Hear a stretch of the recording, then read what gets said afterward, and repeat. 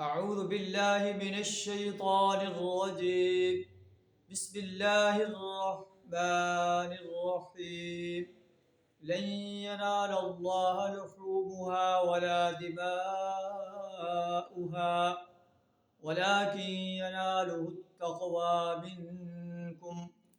كذلك سخرها لكم لتكبروا الله على ما هداكم وبشر المحسنين. صدق الله العظيم. لن ينال الله لحومها ولا دماؤها.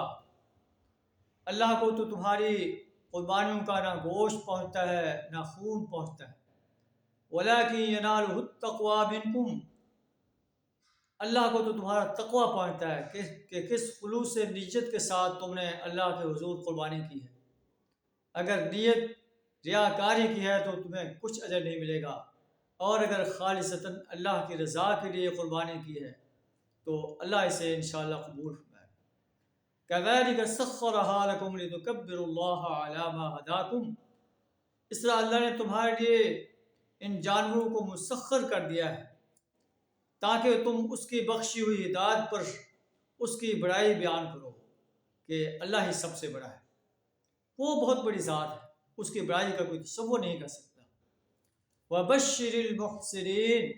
اے نبی صلی اللہ علیہ وسلم ایسے محسن انسانوں کو جو خالصتاً اللہ کی رضا کے لیے قربانی کرتے ہیں، اللہ کی رضا کے لیے ایمان اور عمل صالح سے اپنے آپ کو آراستہ کرتے ہیں، دین اسلام کو غالب کرنے کے لیے کوشاں ہیں. یا اے نبی صلی اللہ علیہ وسلم ایسے محسن انسانوں کو خوشخبری دے دیں. اللہ سے دعا رہا ہمیں بھی ایسے عظیم انسانوں میں شامل فرمائے. وآخر دعوانا الحمد للہ رب العالمین.